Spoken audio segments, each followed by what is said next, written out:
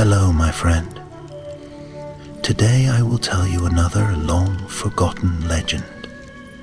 Close your eyes and let the magic transport you to Middle-earth. Our journey begins.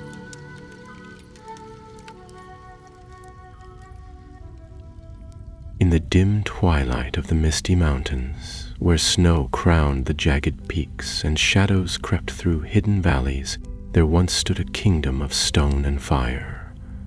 Khazad-dûm, the greatest of all dwarven halls. But long ago its proud gates were sealed in sorrow, and its name became a whisper of dread. Moria. For deep in its mines, where the dwarves delved too greedily and too deep, they woke a terror older than memory, a Balrog of Morgoth, a shadow of flame and ruin. Now Khazad-dûm lay silent, its great forges cold, its proud halls lost to darkness and crawling things. But the dwarves are not so easily broken. Far to the north, in a hidden valley beneath the cliffs of Gundabad, a fire still burned. There, in a narrow hall hewn into the rock, Baron Stonefist stood before his kin. He was tall for a dwarf, broad-shouldered, with a silvered beard bound in rings of iron and gold. A deep scar ran down his brow, and in his dark eyes burned a flame no shadow could quench. He faced a gathering of 9 dwarves, each weary and grim, but hardened by grief and steel. All were survivors of the fall of Khazad-dûm, exiles scattered by the doom that had devoured their home. They had come at Baron's call, drawn by the old oath that bound them to the house of Durin. "Aye," Beren said, his voice echoing in the stone chamber, "the world forgets us. Elves sing of stars, and men speak of kings, but none sing of the deep halls, nor the fires that once lit the roots of the mountain." He paused, then lifted a small, rune-carved chest onto the table before him. "But not all is lost. This was found by a scout near the eastern gate of Moria. The orcs missed it, too small for plunder." He opened the chest. Within lay a heavy shard of blackened metal, etched with the crest of Durin's folk, the crown and hammer. Murmurs rose among the company. "The heart anvil," whispered Dari, son of Nain, an old smith whose hands bore the burns of 100 forges. "It was said to ring only in the days of our greatest glory, and once more in the time of our end." "Aye," Baron said, "and it has not rung since the fall. But it is said the heart anvil still lies within the vault of echoes, deep in Khazad-dûm's heart. I mean to go and find it, to bring it back." A stunned silence followed. "Baron?" came a low voice. Freyan Ironbow, a hunter whose eyes missed nothing. "That place is death. Orcs breed in the tunnels like vermin. Worse still, there are rumors of things that crawl in silence. We would not survive the journey, let alone find a vault no map remembers." Baron's gaze did not waver. "Then we go with our eyes open. I do not ask you to follow, but I cannot let the last cry of our people fade into silence. The heart anvil must sound once more. If we are to die, let it be with hammers in hand beneath our own stone." There was a long pause. Then one by one, the dwarfs rose. Dori grunted. "My forge burned brighter under the light of that anvil than any since. I'll not let it rust in the dark." Frerin nodded. "I'll bring my bow, and what I find in the dark, I'll see first." The others followed, some silent, some muttering grim oaths. When the last dwarf had spoken, Baron smiled, not with joy, but with resolve. "So be it," he said. At dawn we ride for the Dimrill gate. If the heart still lies within, we shall find it, and if not, then let the mountain close over us, dwarves, true to the last. And so the company was formed, 10 dwarves bound by memory and fire. They departed the valley before sunrise, their footsteps swallowed by snow and silence. For many days they journeyed southward, following old paths once used by their ancestors.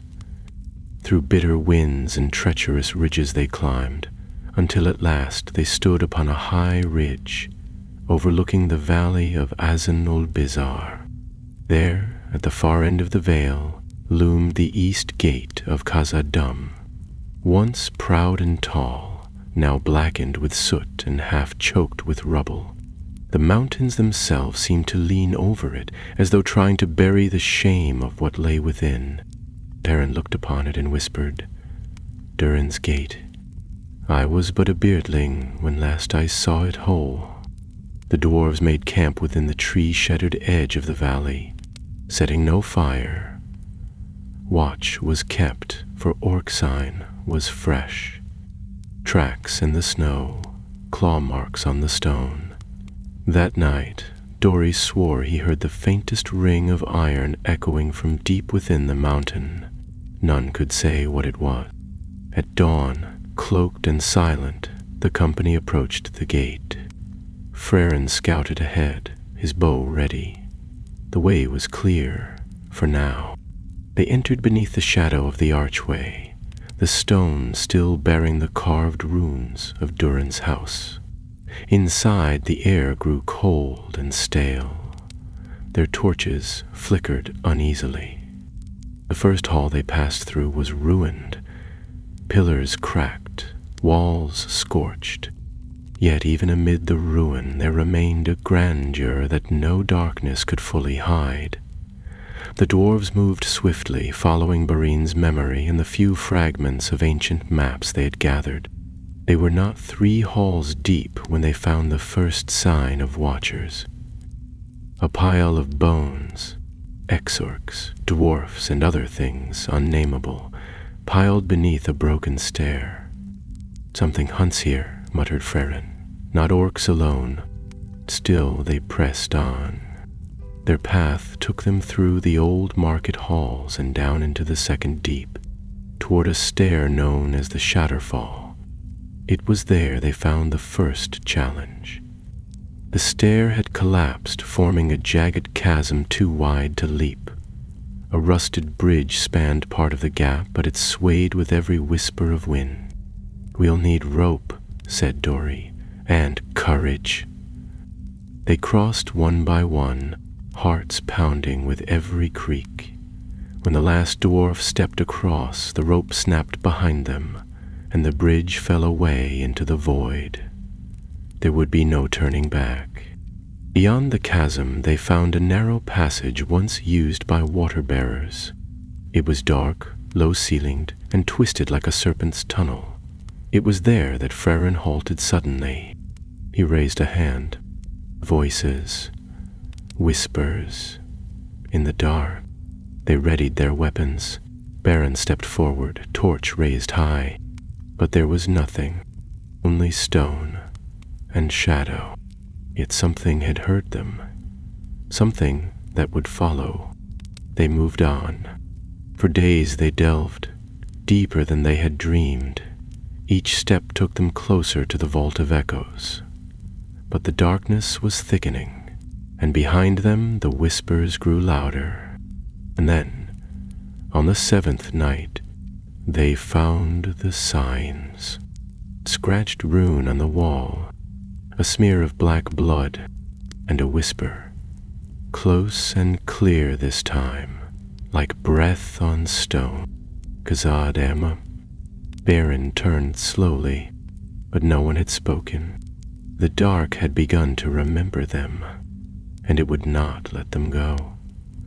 The company did not speak of the whisper, not that night, nor in the grim hours that followed. Dwarves were a hardy folk, no strangers to shadow or stone, but there was something in that sound, something that did not belong to the living. It lingered in the air like the breath of a dying forge, faint and hot, gone too fast, yet not forgotten. They pressed on, for what else could they do? Barin led the way, his torch held high, the red light flickering across damp walls and shattered masonry. Their goal lay somewhere in the deep halls, beyond the great foundry in the Hall of Pillars, where the Vault of Echoes was said to lie buried. The deeper they went, the more their surroundings shifted. The stone here was older, darker, veined with black lines like cracks in time. Many passages had caved in, and others had been warped by heat and pressure, the lingering touch of something far more terrible than fire. They stopped seldom, resting only in the tightest, most defensible corners they could find. Frerin, ever alert, stood watch with an arrow nocked, and it was he who spotted the strange markings on the floor near the cistern stairs. Marks like long claws, scraped against the stone, not in rage, but in purpose. Tracks, but none of them could say what beast had made them, for no animal left prints that glowed faintly blue when touched by torchlight. "We are being followed," he said that night as the others sat in silence, chewing on dried meat and bitter roots. "And not just by orcs, something else walks behind us." Barin nodded grimly. "Let it follow, so long as it stays behind." But they all knew it would not. 3 days later they reached the Hall of Pillars, and for a brief moment awe returned to their hearts. The great chamber stretched further than their torches could reach, lined with vast stone columns that rose into darkness. Some had fallen, and others leaned like tired sentinels, but the scale of it made the heart beat faster. Even in ruin it was majestic. The dwarves paused, their boots silent, upon the dust of ages. Dori, touching a nearby wall, whispered, "This place once rang with hammers, with voices, with life. We shaped the bones of the mountain, and now it forgets us." Barin placed a hand on the nearest pillar and closed his eyes for a moment. Then he turned. "But their work is ours." It was at the far end of the hall that they found the orc post. What remained of it? Black banners were pinned to broken walls, and rusted blades lay scattered among bodies. But the orcs had not died by axe or arrow. Their limbs were twisted, their faces frozen in masks of terror, and their eyes, those that remained, stared upward, as if the last thing they saw had come from above. "What in the name of Mahal?" breathed Dori, gripping his hammer. Barin knelt beside one of the corpses. There were no wounds, no blood, only a strange, silvery dust around the mouth and eyes. Poison? Sorcery? None could say. "We keep moving," Barin said. "Stay close, no fires, no singing." As they descended beyond the Hall of Pillars, they passed beneath a great arch carved in the shape of a roaring lion. Dwarven's Gate to the Deep. Here even Barin's maps ended. Only memory and instinct guided them now, and the deeper they went, the stranger things became. The air grew warmer, and the walls began to hum faintly with a low vibration that none could explain. Dwarven stone should have been still, solid and silent, but here it pulsed, like the mountain was alive and dreaming. On the 12th day since entering Khazad-dûm, they reached the ruins of the great foundry. Here, enormous bellows lay crumpled like parchment, and iron molds the size of wagons were split open like eggshells. The roof had partially collapsed, revealing a glimpse of black sky streaked with faint green light. No one spoke, no one dared. It was while they passed through the foundry that the company met its first true danger. Frerin, walking point as always, froze mid-step. Borin raised a hand, and the company halted. "What is it?" Dory whispered. Farron gestured forward. There, hunched in the far corner of the foundry, was a figure, small, crouched, and twitching. At first they thought it might be an orc, but as they approached with torches raised, the figure jerked its head toward them, and they saw its face. It was a dwarf, or had been. His beard was torn, his clothes in tatters. His eyes were wide and rimmed with black. He clutched a jagged shard of metal in one trembling hand and rocked slowly back and forth, muttering in Khazad-dûm. Baron knelt beside him. "Who are you, brother?" The dwarf's eyes met his, and for a moment there was clarity. Brehmois, the lower vaults. They came, not orcs, not fire. They whisper in your head. You see things, hear them. The vault is cursed. The heart is cursed. You must not take it. Then his voice broke into a shriek, and before anyone could stop him, he stabbed the shard into his own chest. Blood sprayed across the stone. They buried him in silence under a fallen anvil. That night, Barin stood watch alone, staring into the dark. He knew now that they were not the only dwarves to have sought the heart anvil. Others had tried. Others had failed. But they had not come as he had. They had come for glory, perhaps for treasure. He came for something else. For memory. For mourning. For fire. And fire at last answered. The next morning, when they entered the lowest stairwell leading toward the Vault of Echoes, they found the walls scorched. A long burn mark traced the stones from floor to ceiling, black as coal, and something like soot hung in the air, though no fire burned. Dory ran his fingers across the black stone. Dragon fire? No, said Barin. Worse. They descended with torches lit, weapons drawn, and hearts hardened. In the distance, something growled, a low, grinding sound, like stone dragged against stone. Not orc, not dwarf. Something else. They were close now. The Vault of Echoes lay ahead, but so did whatever guarded it. The stair to the Vault of Echoes wound down in a wide spiral, cut into the bones of the mountain itself. It was old, older than most of the halls they had passed through, and bore no ornament. The walls were smooth, damp to the touch and faintly warm as if the rock still remembered the heat of ancient forges. Every footstep echoed strangely, as though the mountain listened. Barin walked at the head, torch in one hand, axe in the other. The others followed in silence. None of them spoke. What words were left to say? Each one had known from the beginning that this journey would not end in sunlight.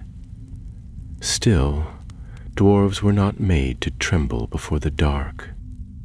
Not even this dark. At the base of the stair, the passage opened into a vast chamber. Their torches flared as they stepped inside, light flickering across columns carved with strange, forgotten runes. The room was filled with a soft, trembling sound, like wind over glass, though there was no wind to speak of. They had found the vault. It was not as Barin had remembered from the old stories. He had expected a grand chamber, lined with gold-veined marble and hung with ancient banners.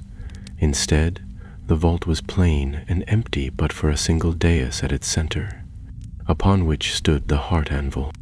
It was not a large thing, no more than waist high, but it seemed to absorb the light around it.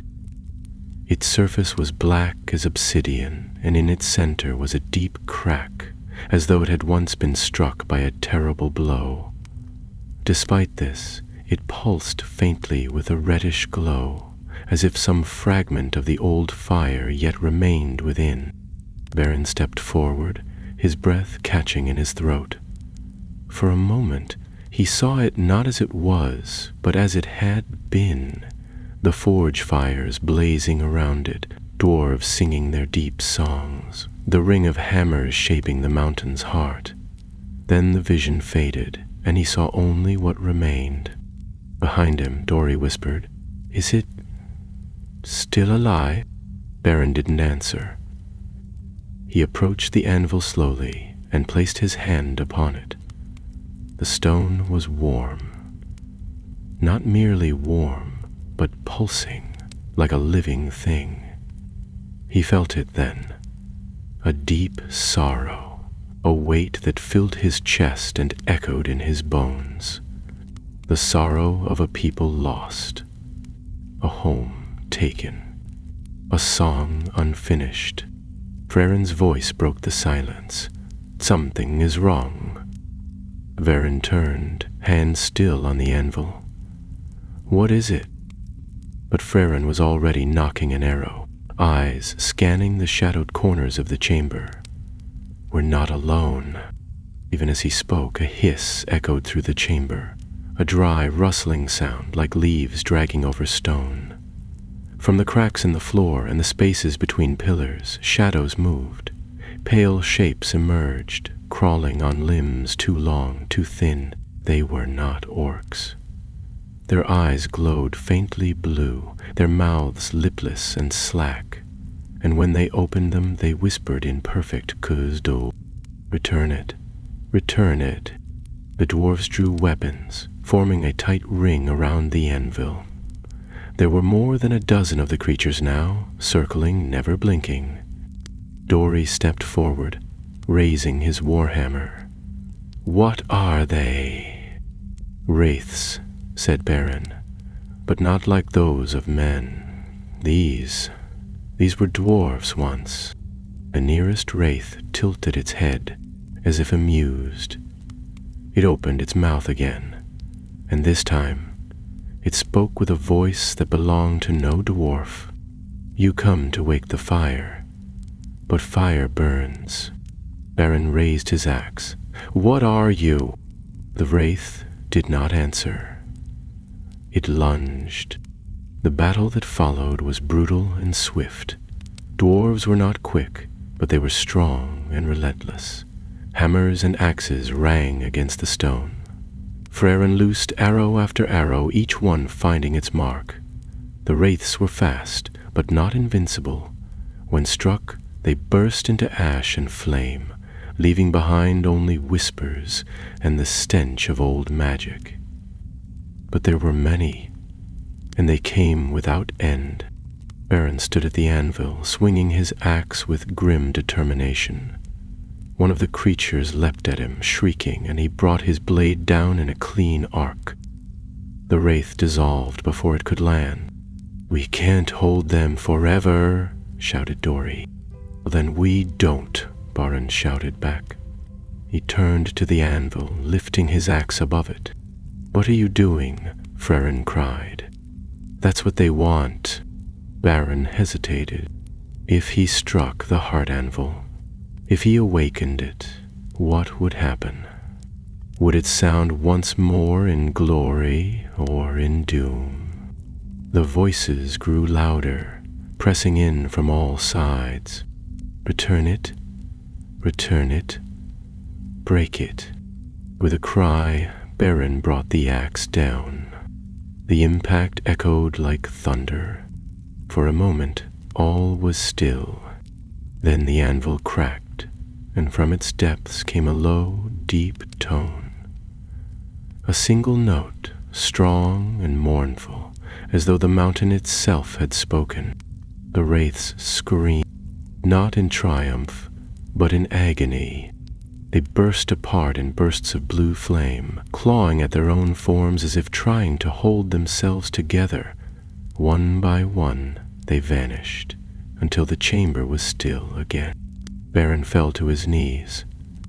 The anvil had shattered. Where it had stood was now only a ring of scorched stone and a faint, lingering warmth. The dwarves gathered around him, breathing hard, covered in ash and dust. None spoke for a long while. At last, Dori said, "You did it?" Baron shook his head. "I ended it. There is a difference."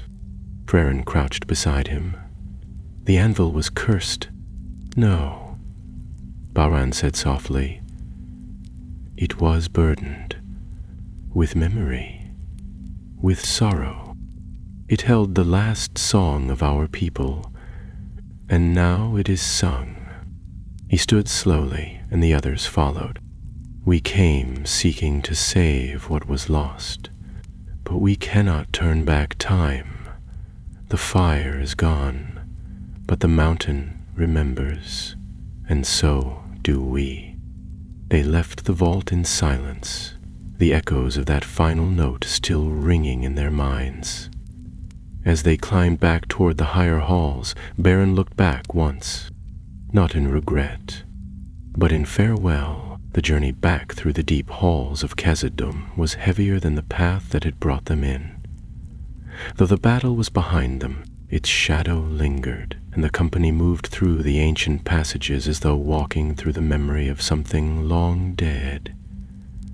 Every torch that flickered against the stone seemed dimmer, and the silence pressed in close, as if the mountain itself was listening to their footsteps, waiting to see what they would do next. They reached the ruined foundry again after 2 days of slow climbing, their bodies weary, their supplies thin. The air had turned colder since they had descended, and the warm breath of the lower depths no longer touched them.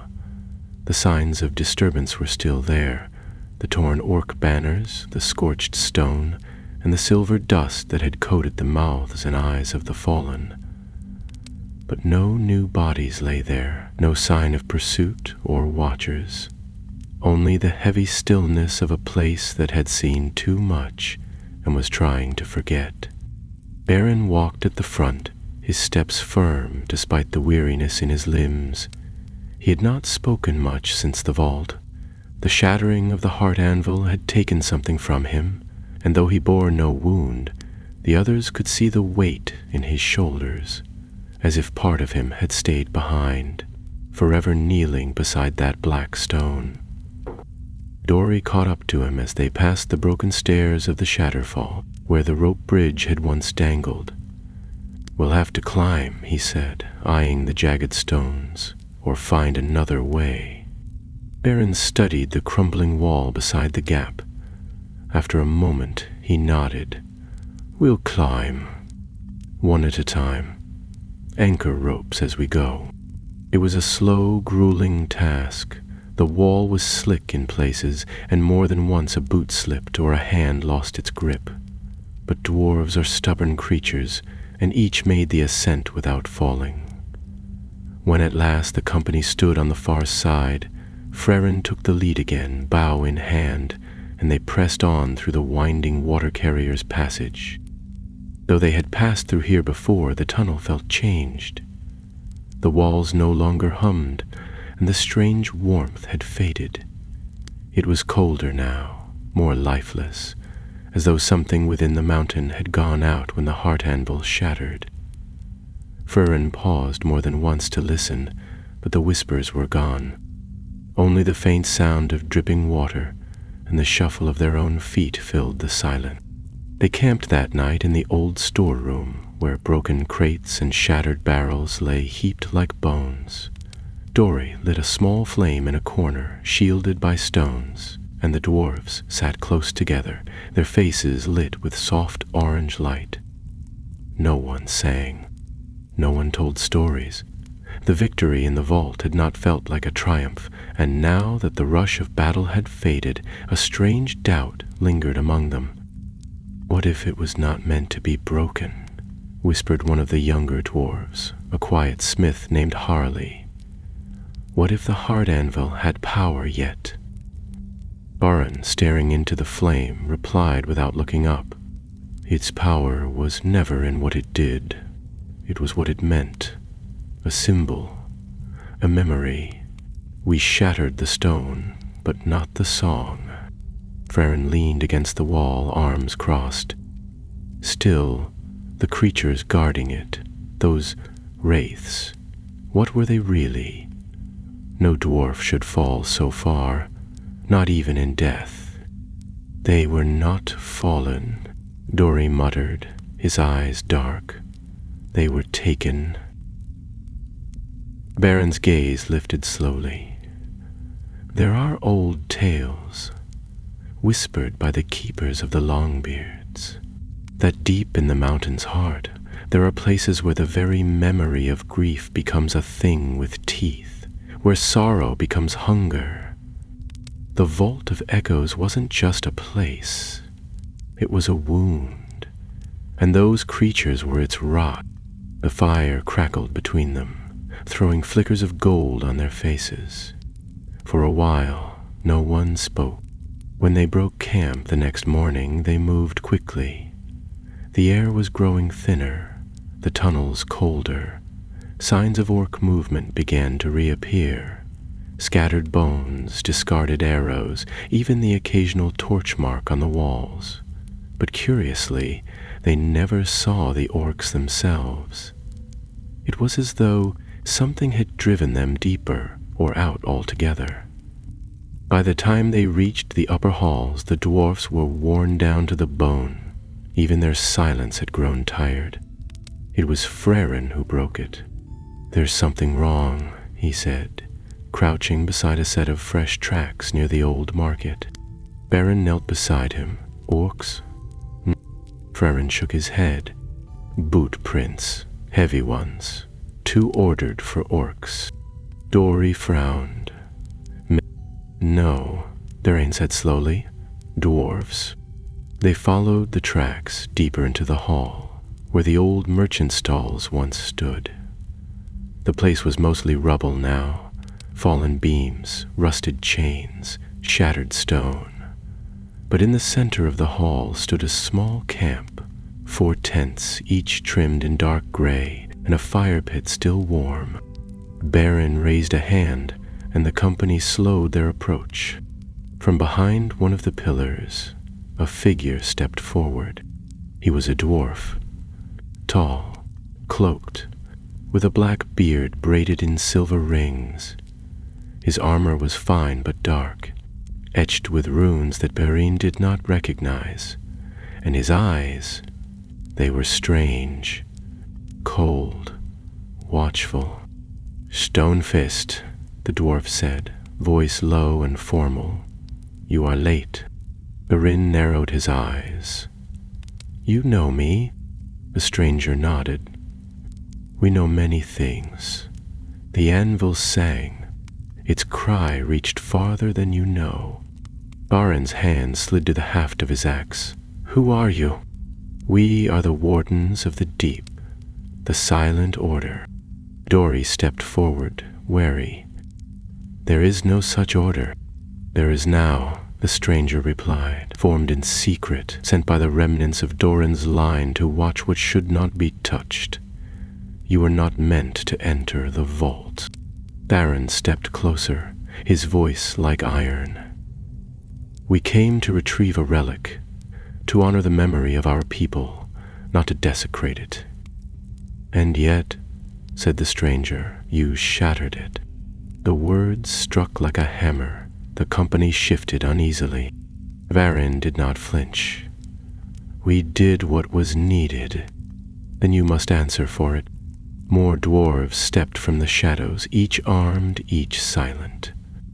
The Silent Order was not a name.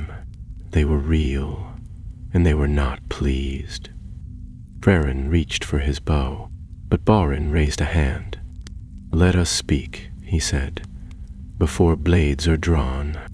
The stranger nodded once. "Then speak. But know this, Khazad-dûm is not yours.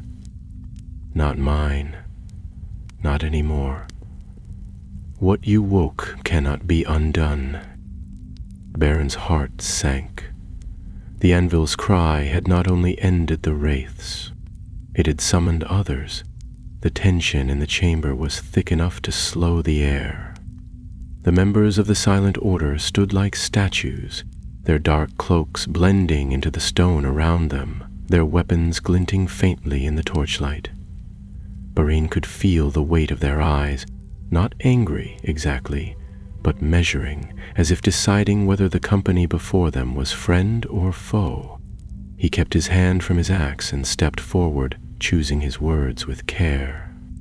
"I do not claim ownership of Khazad-dûm," he said, his voice even, "nor of the anvil.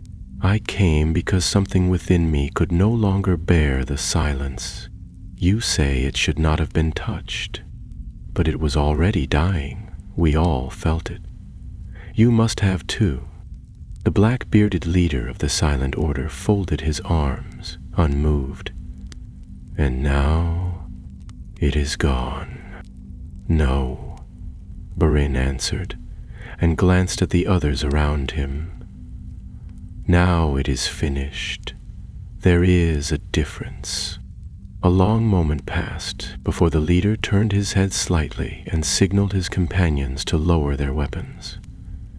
The air seemed to loosen, but only just.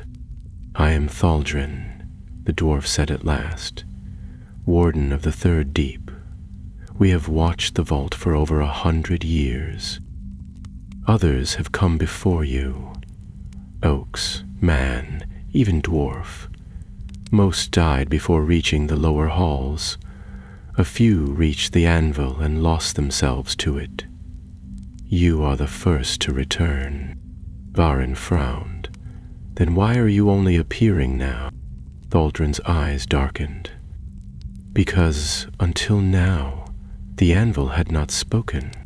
He gestured for them to follow, and the two groups, Baron's company and the wardens, moved together through the old merchant quarters. The flicker of torchlight danced on the broken stalls and shattered stonework, painting strange shapes across the walls. As they walked, Thaldrin spoke more freely, his voice low, as if afraid the mountain itself might overhear. "The anvil was not forged by any living dwarf. Its origin is older than the First Age, some say older than even Durin. It was not merely a symbol, but a vessel, a keystone of memory. Every sorrow, every triumph, every name lost to time, it remembered them all. That is why it was hidden, because even memory can become dangerous." Dori gave a low grunt of disbelief. What danger could memory pose? Thaldrin looked over his shoulder. "When memory outweighs the present, it becomes a chain. It binds you to what cannot return. It can twist pride into grief, and grief into madness." Frerin muttered something under his breath, but Baron held his tongue. There was some truth in Thaldrin's words, but truth did not always come from wisdom. Sometimes it was simply pain dressed in caution. They reached a chamber with an intact door, the first they had seen in many days. Thaldrin pushed it open, revealing a modest hall with stone benches and a long table in the center. The walls were carved with runes of silence and secrecy. One of the younger wardens lit a brazier, and soft yellow light filled the room. "We'll speak here," Thaldrin said, gesturing for them to sit. Baron did so, placing his axe across his knees. The others followed. The warmth of the brazier was a small comfort, but comfort nonetheless. Harley, the youngest of Baron's company, leaned close to the fire, shivering slightly. None of them had truly slept in days. Thaldrin leaned forward, resting his gauntleted hands on the table. "When the anvil cried out, the echo reached places we hoped never to stir. There are things in the deep places that hear such sounds, things that remember a time before dwarves walked these mountains. One of them has awakened." Dori scowled. "What sort of thing?" Thaldrin's voice dropped. "We do not know its true name. The old runes call it Duraburs, the deep mourner, a creature of shadow and sorrow, bound by sound. It was said to have been sealed long ago, when the dwarves first carved the vault. But now the seal is broken. Baron's heart sank. It was bound by the anvil? Not the anvil, Thordrin replied. By the silence that followed it. So long as no song was sung, so long as no fire rang from the stone, it slumbered, but your strike woke it. Frerin stood, pacing the edge of the room. Then we should leave now, before it reaches the upper halls. Thaldrin shook his head. It is not that simple. The deep mourner is not a beast that hunts with tooth or claw. It moves through stone and silence. It feeds on grief, on despair, and it is already rising. Baron clenched his jaw. Then we face it. We brought this doom, we'll see it through. Thaldrin looked at him long and hard. Would you die for a song? I already have, Baron answered quietly. We all have. This isn't just about a relic or a hall or even vengeance. It's about remembering what it means to be dwarf. We may never take back Khazad-dûm, but we will not let it fall alone into darkness. There was a pause. Then Thaldrin stood. Very well. If you will face it, we will aid you. But know this.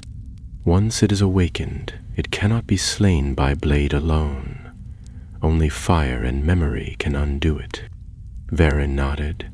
Then we light the forges. Thaldrin raised a brow. The great forges have not burned in centuries.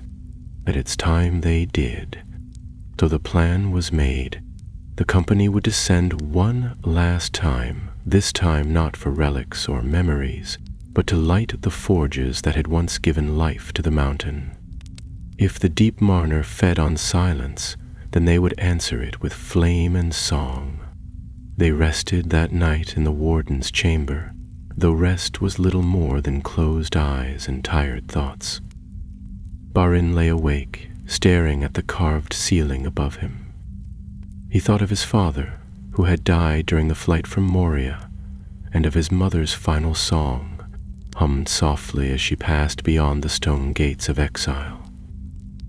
He thought of the heart anvil's last cry, and the way it had made the mountain tremble. It was a death knell, yes, but also a call to stand. At dawn, the company and the wardens made ready. Torches were bound, oil flasks packed, and hammers wrapped in cloth. As they stepped out into the high halls once more, the stone seemed colder than ever.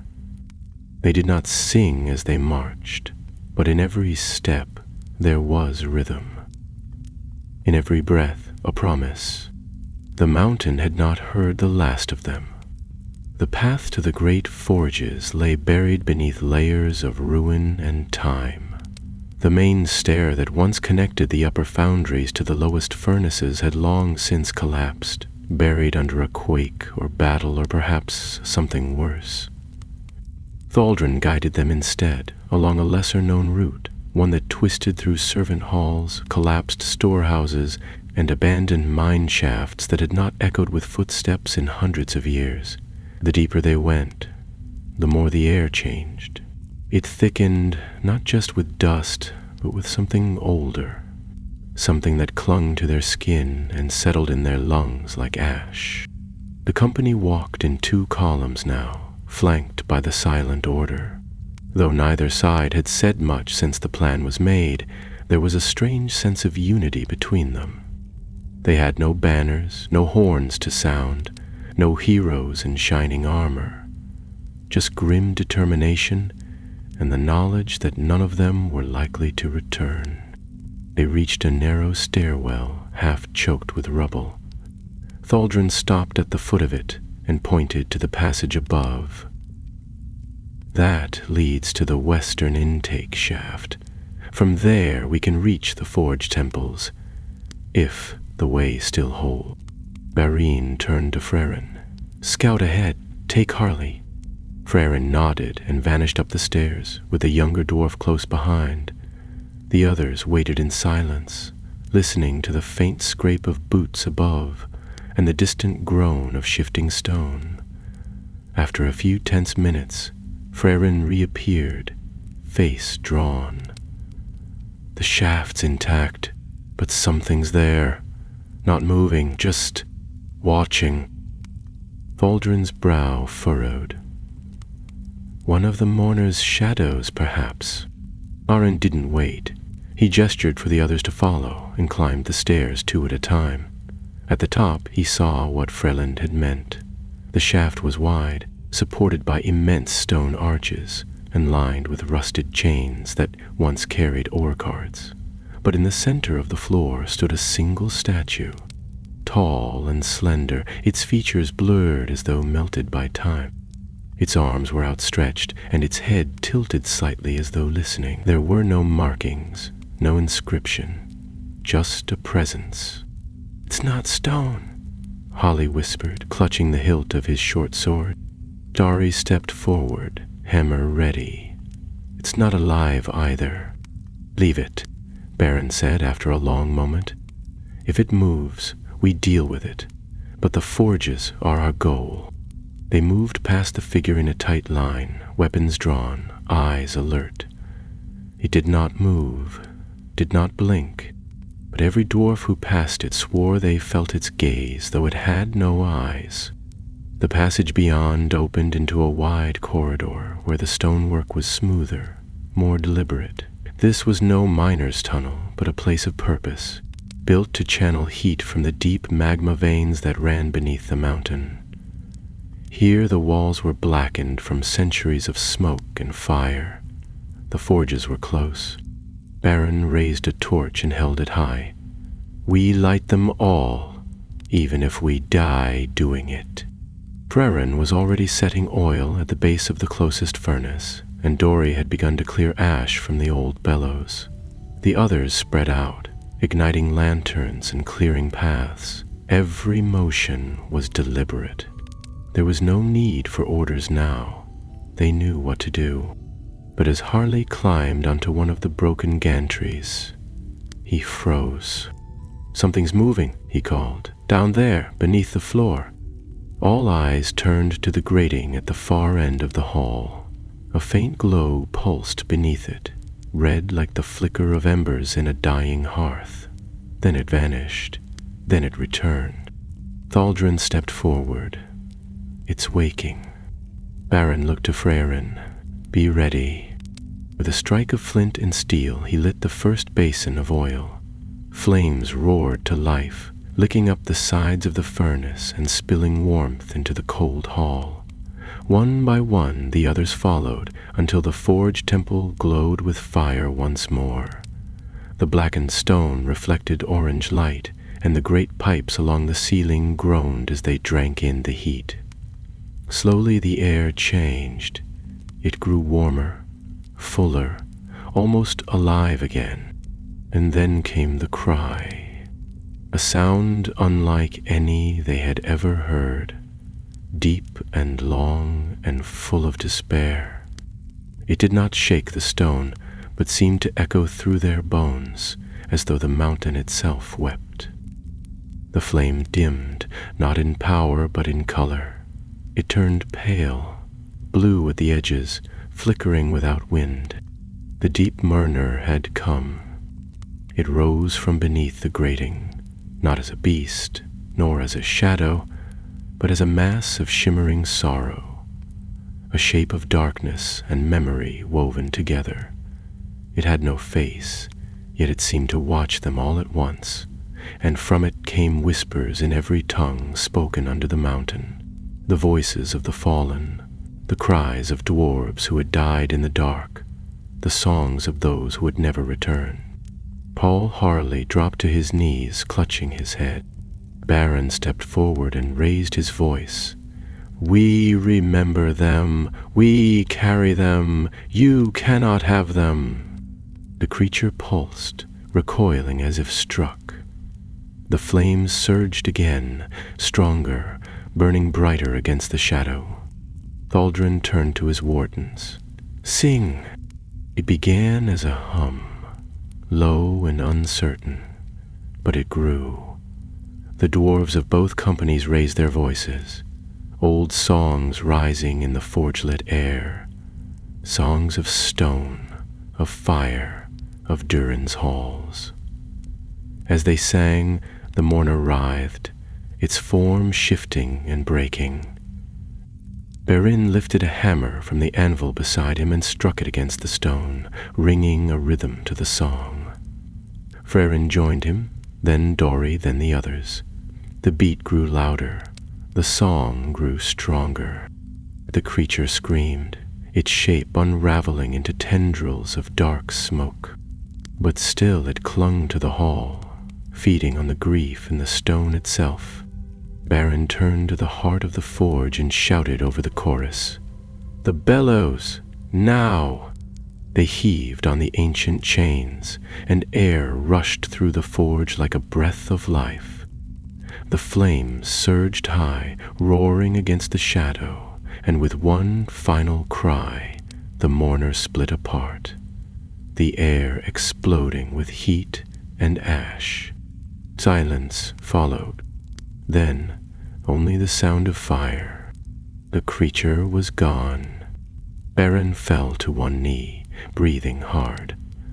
The others stood motionless for a long time, as if unsure whether it was truly over. Then Thaldrun lowered his hood. "Wizards and witches, it is done." Huh? They had awakened the forge and driven back the mourner, but the mountain was not finished with them yet. The forge burned through the long hours of that strange night, its flames casting shifting light across the soot-stained walls. No one spoke for some time. They stood among the heat and ash, their faces streaked with sweat and dust, watching as the ancient heart of Khazad-dûm came alive again. The fire did not simply warm the stone. It awakened it. The walls no longer seemed dead and cold, but tense with something half-remembered, as though the mountain were struggling to recall its own name. Beren leaned against a pillar, his arms crossed, eyes fixed on the center of the forge where the mourner had vanished. His mind was still ringing, not with fear, but with the weight of what had passed. They had faced a darkness older than the memory of their people, and they had survived, not through strength alone, but through song, through unity, through fire. The echoes of that victory lingered, but he could not shake the feeling that something remained unfinished. Frerin stood near the doorway, watching the long tunnel that led back toward the vault of echoes. Though the mourner had been banished, he kept an arrow nocked across his bow, eyes sharp. Dori sat against a stone bench, repairing the leather strap on his hammer's haft with methodical care. Harley, pale and quiet, busied himself sorting what little remained of their supplies. The others rested, tending their weapons, whispering in pairs, or simply sitting in silence, as dwarves often did after surviving the kind of battle that was not easily named. Thaldrun and his wardens had withdrawn to the far side of the forge, holding council beneath the ancient forge runes carved into the wall. Their murmured voices carried faintly over the sound of the flames. Beren could not hear the words, but he knew the tone. It was the sound of worry.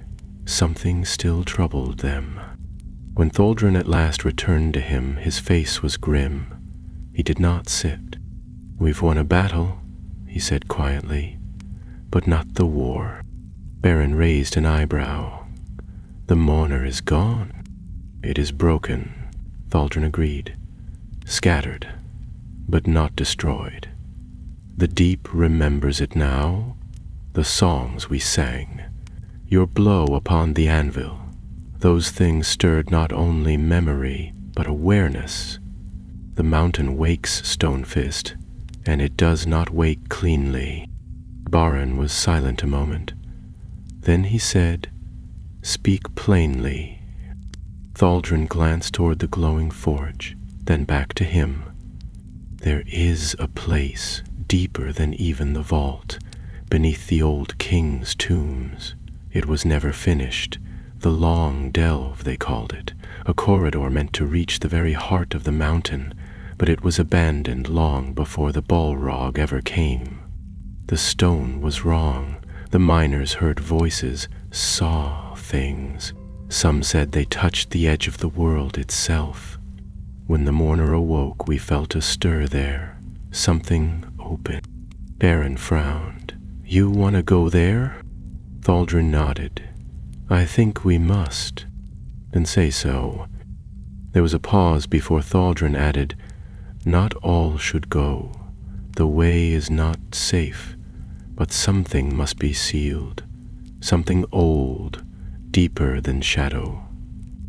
Baren looked across the forge at his company, at Frerin alert as ever, at Dori still sharpening his hammer, and at Harley, who had begun to hum softly as he packed away the last of the dried roots. "We'll go," Baren said at last. "All of us." Thaldrin hesitated. "You've done enough. No one would blame you if—" "No," Baren interrupted. "We started this, and if it ends beneath the mountains, so be it." By the next morning, preparations had been made. Ropes, oil, rations, and a single mithril lamp kept by the wardens for use only in deepest dark were packed into satchels. The Long Delve was not on any map, but Thaldrin had walked near its mouth once, many years before, and he led them back through the scorched passageways and down a stair hidden behind a stone relief of Durin's star. The stair curved endlessly. It descended far beyond the great forges and the vaults, through halls where even orcs dared not tread. The walls were smooth here, the carvings fewer. Strange veins of silver and green shimmered in the stone, casting odd reflections in the lamplight. Baren could feel something now, an unease, not of fear, but of absence, as though the stone here no longer remembered its own shape. Eventually, they reached a wide landing. Before them stretched a yawning black corridor, too straight, too clean. The Long Delve. The air that flowed from its mouth was not foul, but it was unnaturally still, as if it had not been disturbed in centuries. The silence was complete, heavy, absolute. "Light the lamp," Barian said. Thaldrin removed the mithril lamp from his pack and opened it. A gentle, blue-white glow emerged, pure, clear, and unlike any fire they carried. It lit the stone without casting deep shadows. As the light touched the walls of the delve, runes hidden in the stone began to shimmer faintly.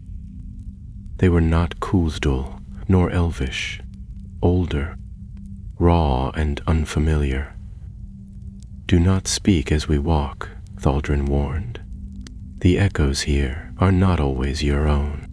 They moved in silence, the company of dwarves pressing deeper into the Long Delve. The corridor did not twist or slope. It simply went forward, endlessly forward. Every footstep was swallowed almost instantly, and though the path was wide enough for 4 to walk abreast, none dared to stray far from the lamp. After what felt like hours, they reached a junction, an immense cavern with high walls, the ceiling lost in blackness. The mithril light revealed columns, broken and leaning, and a wide chasm splitting the floor from end to end. There was no bridge. Frerin tested the edge with a stone. It vanished in the darkness below, and no sound returned. "There must be another way," Dori muttered. But before they could search, a sound rose from the far side, a slow scraping, like something vast moving across stone. Then a voice, low and hollow, spoke from the dark in no tongue they knew. Yet every dwarf understood it. Why have you come where no fire belongs? Beren stepped forward, gripping his axe. We come to seal what should remain sealed. The voice came again, this time from the walls, from the floor, from everywhere. You broke the silence. Now it speaks through you. You are mine. The chasm shuddered, and from its depths rose a shape, taller than the forges, broader than any gate, a figure of stone and ash, its chest burning with a faint, cold light. It had no face, only a suggestion of one, and in its presence the air itself seemed to forget how to move. Thaldrun drew his sword, but Beren raised a hand. No blade, not yet. The light of the mithril lamp flared, casting a glow across the creature's form. For a moment it recoiled, and the runes on the walls flared with it. Beren stepped closer. We do not fear you. The creature's voice rumbled, quieter now. Then you are fools. But it did not strike. Not yet. It was listening, and that gave them a chance.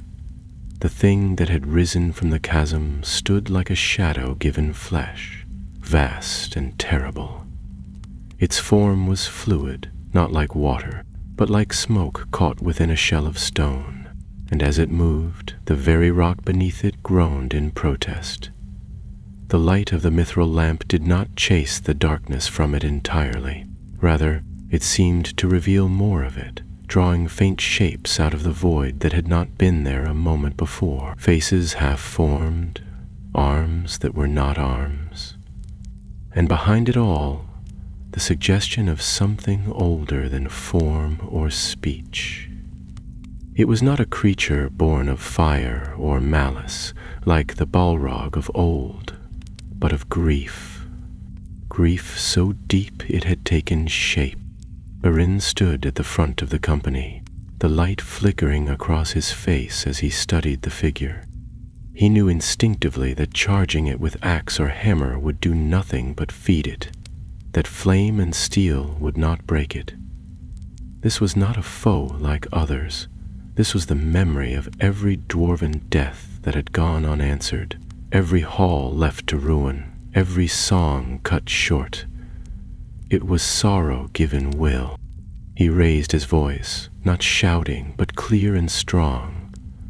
We did not come to awaken you. We came because we remembered, because we could no longer bear to forget. The thing did not move, but the faint pulse within its chest flickered, as though hearing that struck a chord.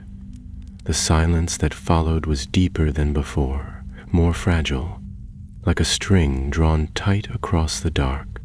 Behind Beren, Thaldrun spoke low and careful. It is testing us, listening, waiting for us to break. Harley was pale, his fingers white against the hilt of his blade. Freren's hand hovered near his bow, but he made no move to draw. Dori, grim as ever, tightened his grip on the haft of his hammer, but did not step forward.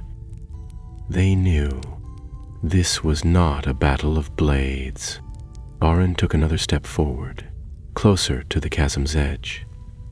The creature loomed before him, taller than the forges, its body shifting with the deep groan of earth beneath strain. His voice came again, softer this time, but filled with steady resolve. You feed on what we've lost. You think we have nothing left but sorrow, but you are wrong. The creature stirred then, not stepping forward, but shifting subtly. The shape of a hand stretched out of its side, then vanished. Another face blinked into existence, twisted in pain, and was gone. And again came the voice, not from one place, but from everywhere. What is left?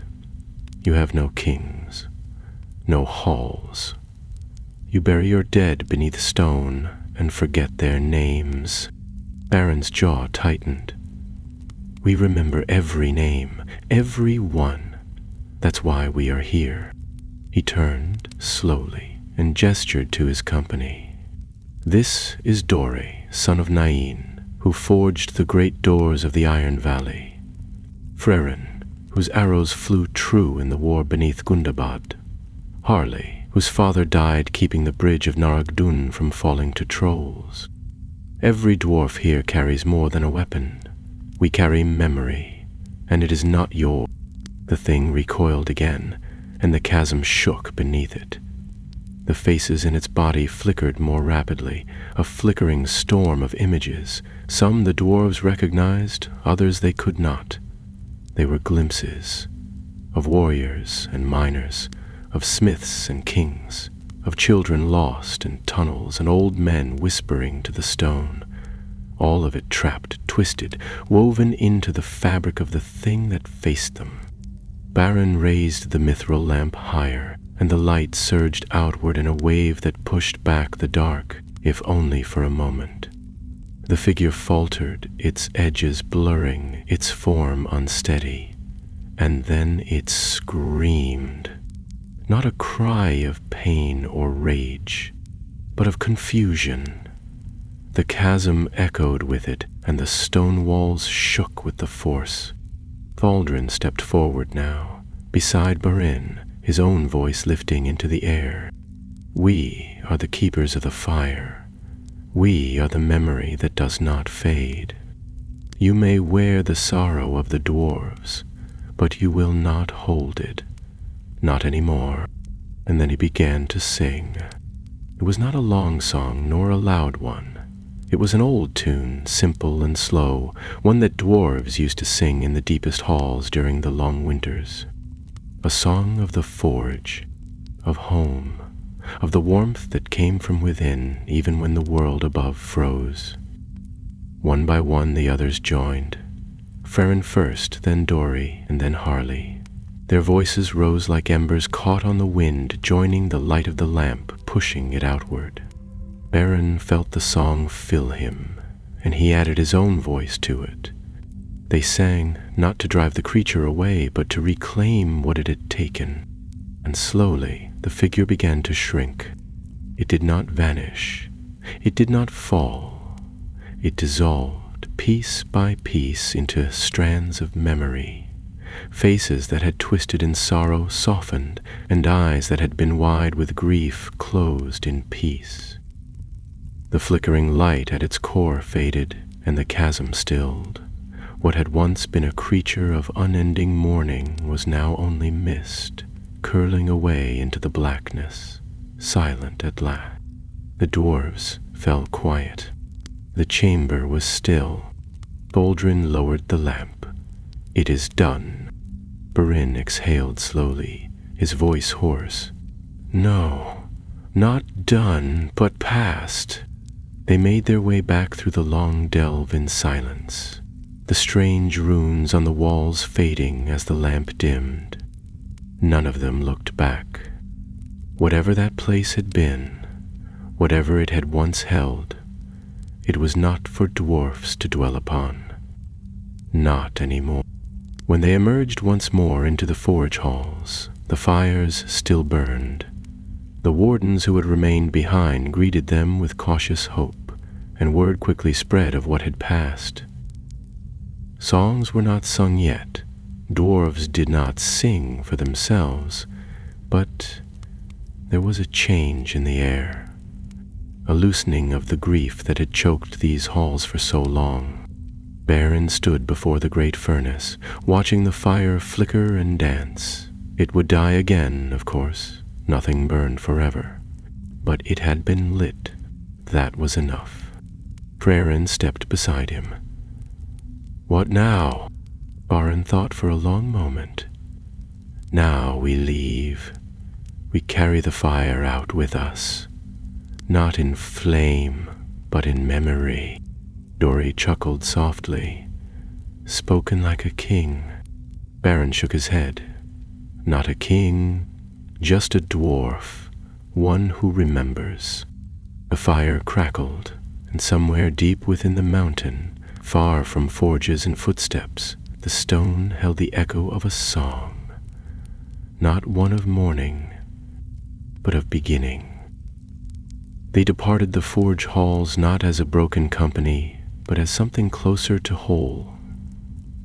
Though they were few and worn thin by sorrow and struggle, there was a steadiness to their tread that had not been there before. They did not march in silence this time, nor with songs on their lips, but with the quiet strength of those who had stood before the dark and had not turned away. The path ahead was still long, the way back through Khazad-dûm strewn with ruin and shadow. But the weight that had followed them down into the deep had lifted, or perhaps had been left behind in the chasm, where the sorrow shape had faded into mist. The wardens of the silent order walked with them for a time, guiding them through the upper tunnels, where old traps still lay hidden beneath layers of dust, and where the halls had collapsed in ways only a dwarf would recognize as unnatural. Beren found himself walking beside Thaldrun more often than not.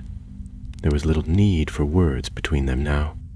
What had passed in the long delve had forged a bond stronger than speech. They had each stood on the edge of something older than death and had stepped away not as rivals, but as kin. It was during one of these long, winding ascents that they came upon a chamber neither company had seen before. The doorway had been sealed with stone, but part of the wall had collapsed, revealing a space beyond that shimmered faintly with blue light. The dwarves moved cautiously, weapons at the ready, but no threat stirred. Instead, they found a quiet room, circular and domed, lined with carved alcoves where statues stood, 12 in total. Each one bore the likeness of a dwarf, not grand kings or warriors, but ordinary folk. An old miner with cracked hands, a forge mother holding a small hammer, a child reaching toward a lantern. At the center of the room, set into the floor, was a basin carved from black stone, its surface smooth and cool. The blue light came from within it, not glowing like fire, but shimmering like starlight reflected on water. Beren stepped to the edge and looked down. The basin held no water, only light. "What is it?" Harley asked, his voice hushed. Thaldrun answered before Beren could speak. "An echo pool. I've heard of them, but I never thought any survived."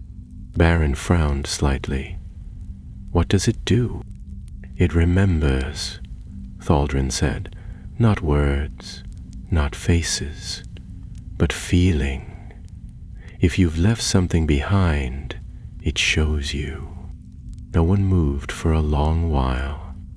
Then, slowly, Dori stepped forward. He peered into the basin, and his lined face changed. Just for a moment, the stubborn lines of his brow softened, and his mouth twitched as though caught between laughter and grief. When he stepped back, he said nothing, but there was a glint in his eyes that had not been there before. One by one, the others approached. Frerin leaned close and looked for a long time. Harley hesitated, then bent down and stared into the shimmer with wide eyes. Beren waited until they had all had their turn. Then, without a word, he stepped to the edge and looked into the light. At first, he saw only shapes, soft and shifting, like firelight dancing on cave walls. But then came the feeling. A forge, warm and steady, the low hum of voices, the scent of iron and stone, and hands, broad and sure, setting a helm on his head. He could not see the face, but he knew the feeling of it, the memory held in the touch. It was his father before the fall of Khazad-dûm, before the long flight and the exile. Before sorrow had dulled the edge of his word, the moment passed, and the shimmer returned to stillness. Beren stepped back, heart quiet. They did not speak of what they saw in the echo pool. Dwarves rarely shared such things, but when they left the chamber, they did so with heads held higher, as if the memories had sharpened something in them. Not grief. Their path rose steadily now. They passed once more through the Hall of Pillars, its vast columns looming in the dark, and from there up the great stair to the east gate. The air changed again, and with it the light. The gloom of the deep halls gave way to the faint gleam of dawn slipping through cracks high above. A cold wind met them as they reached the threshold, and the sky beyond was painted with the pale gray of morning. Berin stood in the archway and looked out over the valley of Azanul-Bizar. Snow still clung to the mountain's edge, but the lake at its heart shone silver. He remembered that place as it had been the day of the great battle. The fields soaked with blood, the cries of orcs and dwarves mingling in the cold air, the smoke rising from broken siege towers. He had fought there, many of them had, and many had died. Frerin came to stand beside him. "It feels different now." Darim nodded. "It is. Or we are." The company emerged from the gate one by one, blinking in the pale light. They stood for a while at the foot of the mountain, breathing the air that had not passed through stone. Then Thaldrin and his remaining wardens approached. "This is where we part," Thaldrin said. "The Silent Order will remain. Khazad-dûm is not ready to be reclaimed, but it is not lost either. We will watch and wait and remember." Arn extended a hand, and Thaldrin took it. "If ever it is ready," Bowern said, "we will return." Thaldrin gave a small nod, then turned and vanished into the shadow of the gate, his wardens following without a sound. The others looked to Berin. They did not need to ask where they would go. North, toward the Iron Hills, or west, perhaps, to Erebor, wherever dwarves still forged steel and sang songs beneath stone. But they would not go empty-handed. Durin reached into his pack and drew out the broken shard of the heart anvil, the piece he had carried from the vault before it shattered. It was cold, blackened, but in the morning light it caught a faint gleam. He turned it over in his hand, then set it upon a stone overlooking the valley. He did not speak an oath, nor carve a name, only left it for the mountain. And then he turned his back on Khazad-dûm, and the company began the long journey home.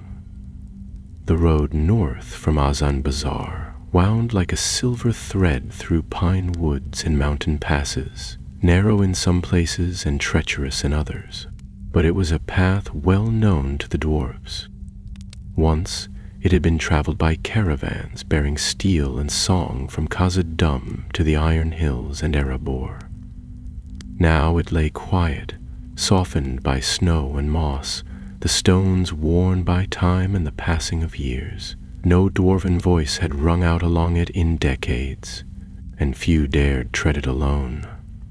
But for Baron Stonefist and his company, the silence of the road was not empty. It was full of memory. They traveled with little speech. The weight of what had passed beneath the mountain had not lessened, but it had shifted.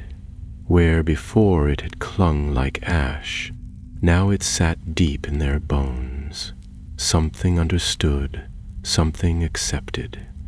The danger was behind them, the mourner broken, the heart anvil sung to silence. Yet the task that remained was no smaller, for memory was not a thing to be left in the dark. It had to be carried and shared.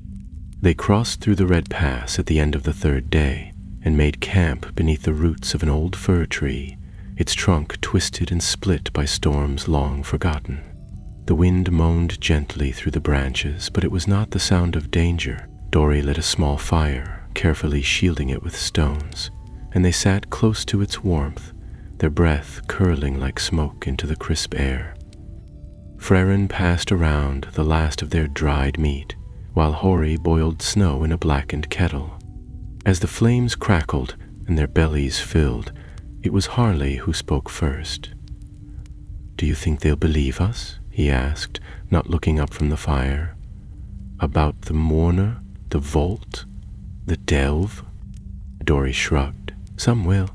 Others will say it's a tale spun in darkness, too strange, too old. They will believe the fire was lit, said Frerin. If nothing else, that can't be denied. Beren sat with his back to a stone, arms folded. He had been quiet most of the journey, not out of weariness, but out of thought. Now he looked into the flames and said, "Whether they believe or not doesn't change what we must do. This memory, this story, it must be told, not for praise or glory, for truth. Because if we don't speak it, the mountain silence will return, and it will win." Harley looked at him, a little unsure. "But who would we tell? The lords of Erebor won't want to hear about shadows and ancient grief. They'll say we stirred something best left buried." "Let them," Beren said calmly. "But somewhere, a young dwarf will hear it, and he'll remember. And when the mountain calls again, he won't go in blind." Frerin nodded slowly. "We've kept too many things quiet, not just the horrors, but the songs, the hope. We buried too much with our dead." Dory gave a gruff laugh. "Never thought I'd see the day I agreed with an archer." They slept in shifts that night, not out of fear, but habit. The stars were clear above, the moon riding high and round in the sky, and the forest quiet but for the whisper of wind. When dawn came, they stamped out the fire, gathered their things, and set off again. The world beyond the mountain felt sharper now, more awake. The frost on the trees sparkled like silver dust, and the air tasted of iron and pine. It was near midday when they came upon the first sign of others, a ring of standing stones, half sunk into the ground, moss creeping along their bases. The stones were worn smooth by age, and most bore no markings, but one, closest to the path, still held the faint trace of a rune. Beren paused beside it and brushed the moss away with a gloved hand. "Old tomb," Dory muttered behind him. "Travelers once buried their kin here when the road was longer than their strength." Arin stared at the rune. It was not a name. It was the word for hope, carved in the ancient tongue. He stood for a moment, then reached into his pack and took a small iron ring from a pouch. It bore the sigil of his house, the mark of the stone fists. He knelt and placed it at the foot of the stone, then rose without a word and continued walking. The others said nothing. They understood. That evening, the sky darkened early, and clouds gathered over the peaks ahead. A storm was building, its breath cold against their faces, and Florin scouted ahead to find shelter. He returned not long after with news of a hunter's cave a little off the road. They followed him up a slope scattered with loose rock and found the cave nestled beneath an overhang, its entrance narrow but deep. Inside, the space was dry and empty save for a few old bones and the remnants of a fire long cold. In the local bathtub, they settled in without complaint. Dory built another fire while Harley checked the cave walls for signs of weakness. Frerin climbed a narrow ledge to the upper edge and kept watch. Beren sat near the mouth of the cave, watching the first flakes of snow begin to fall outside. The storm broke after dusk, wind howling and snow drifting past the cave's entrance in thick, swirling sheets. They stayed close to the fire, speaking little, the warmth wrapping around them like a cloak. It was Beren again who broke the quiet. "When we reach Erebor," he said, "I will speak with King Thorin's heir, not for favor or reward, but to ensure this tale is carved, that the story of the heart anvil is remembered." Dory gave a thoughtful grunt. "And the mourner?" Beren looked at the flames. "No mountain stands forever. One day, dwarves will return to Khazad-dûm. They must know what lies in its depths. Harley stirred beside the fire. Do you think one day we could live there again? Not just as warriors or wardens, as people?" Freyrin answered before Beren could. "Maybe not in our lifetimes, but we can light the path for those who come after." Outside, the storm howled, but the fire within the cave burned steady. They took turns keeping it alive through the night, and when morning came, the snow had covered the trail behind them, but the way ahead was clear. Beren stood at the mouth of the cave, snow brushing his boots, and looked northward. The mountains were sharp against the sky, their peaks painted gold by the rising sun. Somewhere beyond them lay Erebor, and beyond that, perhaps, the songs yet to be sung. By the time the snows thinned and the green hills of Rovanion began to show through the frost, the company had been on the road for nearly 3 weeks. They had crossed valleys where frost never fully melted and wound their way around rivers half frozen by mountain runoff. Through all of it, they had held to their purpose, their pace steady and their silence not empty, but companionable. Though they said little, the weight of what they carried, of what they had seen and survived, was never far from their thoughts. But the road had begun to change around them. There were signs of life again. Smoke in the distance, carved stones by the trail, even the faint echo of a hammer ringing from a forge tucked somewhere in the hills. All of it stirred something in their hearts. Not joy, perhaps, but something like it, the sense that they were not alone. It was on the 23rd bay that they saw the towers of Erebor rising in the distance, their black outlines sharp against the gray sky. The mountain stood tall and proud, its sides carved in long stepped terraces, its gates flanked by statues of kings long gone. The fires within burned again, and the river that curled around its base ran fast and clear. From this distance, Erebor looked like something out of a tale, the sort of place spoken of in low fireside voices, where gold gleamed in the halls and songs were sung at every supper. But Beren knew better. He had seen what lay beneath the beauty of a dwarven stronghold. He had seen the cost. Still, his chest swelled as they approached. The guards at the lower gate stopped them, spears crossed, but when Beren gave his name, one of the younger dwarves vanished through a side tunnel, and within moments they were welcomed in with nods and quick, searching glances. No one spoke openly, but news traveled fast in Erebor. It would not be long before word of their arrival reached the higher hall. They were offered rooms, warm food, and clean water. Beren allowed his companions to rest, but he did not linger long. He had work to do. With Dori beside him, he climbed the long, winding path through the central galleries, past the stone arch of Balin's hall, and came at last to the antechamber outside the throne room of the Mountain King's heir, Thorin Stonehelm. The chamber was quiet, built of red-veined marble with dark runes carved into the lintels. Guards flanked the high doors, but they stepped aside as Beren approached. One of them, a thick-shouldered dwarf with a silver circlet around his helm, nodded once and said, "The king has been expecting you."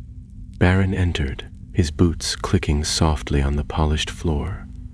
The throne room was large but not ostentatious. Its grandeur came from age, not ornament. The banners of Durin's line hung along the walls, and the great seat itself was carved from a single block of stone etched with the emblems of hammer and mountain. Thorin Stonehelm sat upon it, his dark beard braided and bound in iron clasps, his eyes sharp beneath heavy brow. He rose as Barin approached and descended the steps with surprising ease. "Beren Stonefist," he said, extending a hand. "Your name came ahead of you." Beren clasped the offered hand. "I hope it was carried honestly."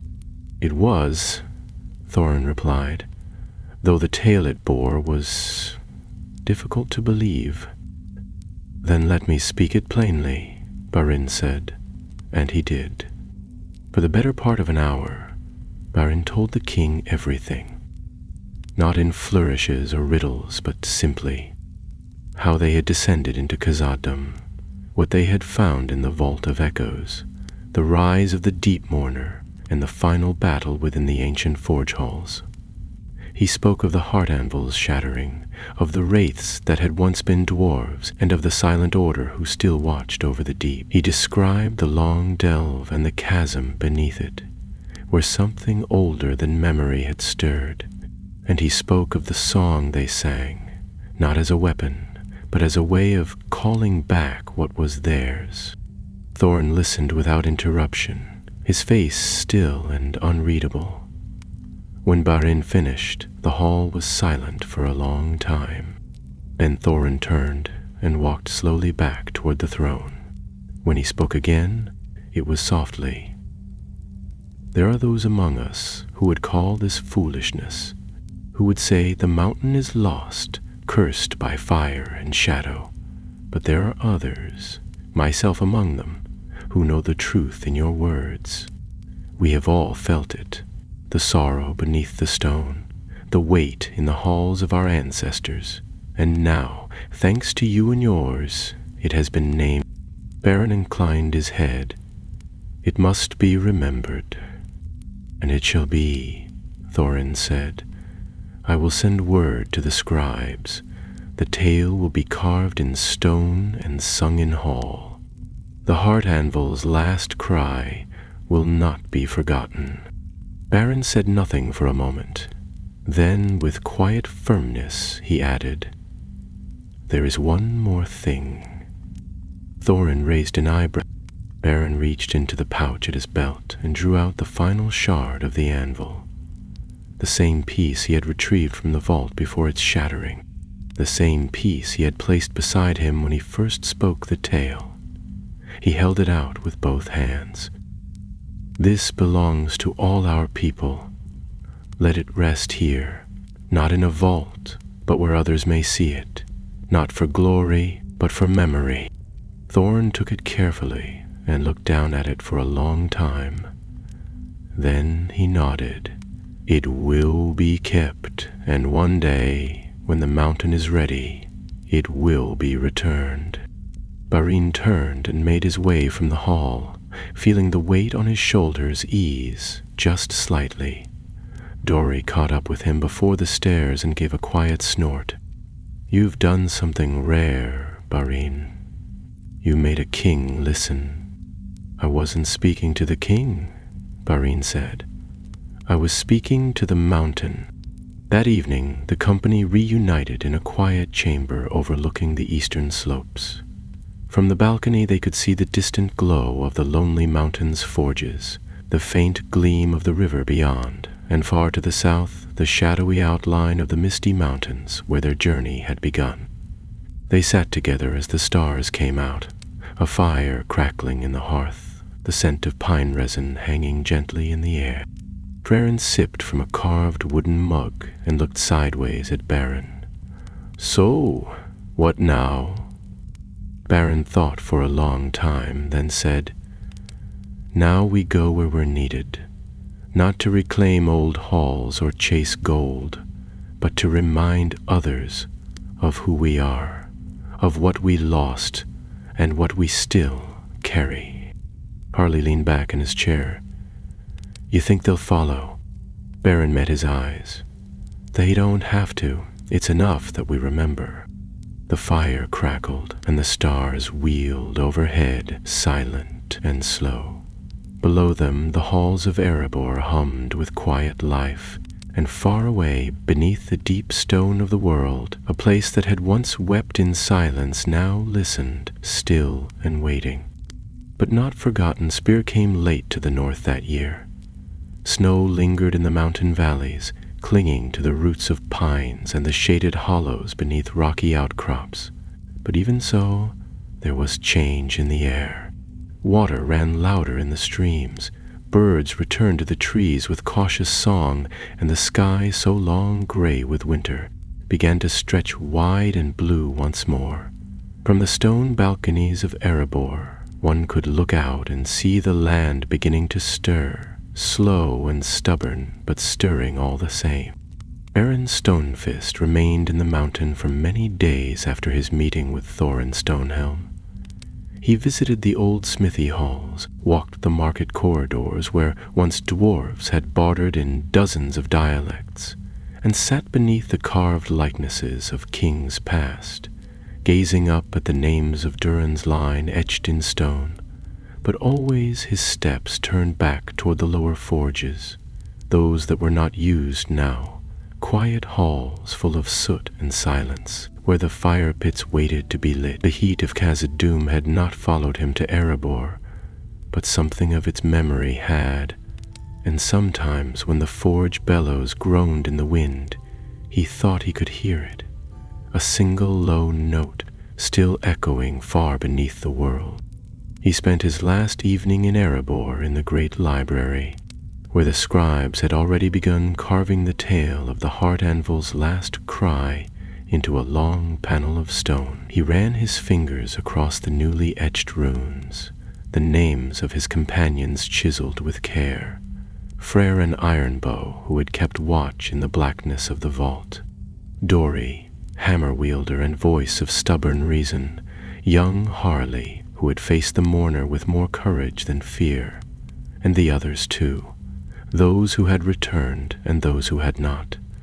The tale was not finished yet, but already it was taking form, etched not in gold or mithril, but in the truth of what had been endured. When he left the library, he did so quietly, without ceremony or word. The next morning they rose before dawn. The company stood once more at the gates of Erebor, cloaks wrapped tight against the chill, their packs slung over their shoulders, the mountain glowing red behind them in the light of the waking sun. A small crowd had gathered to watch them go, not many, but enough to show that the tale had begun to spread. Among them stood several young dwarves, faces unfamiliar, but eyes wide with wonder. One of them stepped forward, a girl, not yet full grown, and handed Beren a small stone carved with the rune for fire. He took it gently and bowed his head. She said nothing, and neither did he, but the gesture spoke more than any words. They took the north road, this time not as exiles or wanderers, but as a company with purpose. Word had come that the western holds were calling for help rebuilding after a harsh winter, and a flood in the Grey Mountains had left many outposts without working smithies.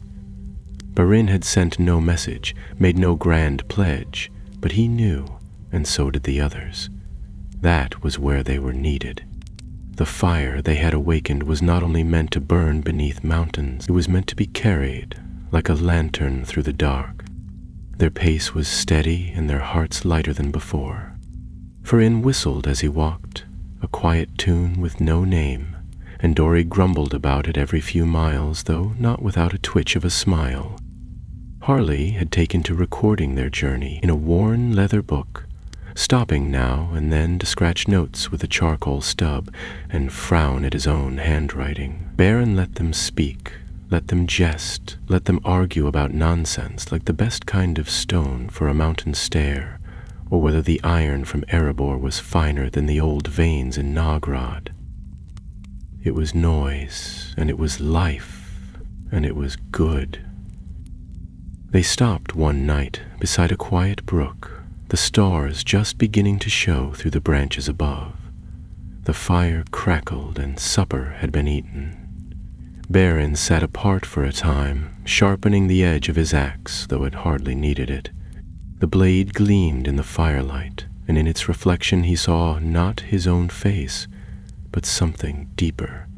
The halls of Khazad-dûm, vast and cold, the broken anvil still glowing with its last ember. He blinked, and it was gone, but the weight remained. Beren joined him after a while, and sat cross-legged on a fallen log. "You ever think you'll go back?" he asked. Beren was quiet for a moment. "To Moria?" Frere nodded. "One day." Aaron considered the question. "Maybe," he said at last. "Not to reclaim it, not to rule it, but to remind it that we are not finished. Freren gave a soft grunt, then leaned back against the log and looked up at the sky. I think it remembers. They fell silent again, and the night deepened around them. Somewhere far off, a wolf howled, but it was not close. The stars wheeled slowly overhead, and the fire burned low but steady. When dawn came, they rose, packed their things, and moved on. The road stretched ahead, winding through hills and woods and forgotten places where no dwarf had set foot in an age. But now, as they walked, they left something behind them. Not footprints, not stone markers, but the quiet echo of something rekindled. And somewhere deep beneath the mountains, far from light and wind, a place that had once been a tomb began to breathe again, not in fire, nor in fear, but in memory. The heart anvil had cried once more, and the mountain had listened.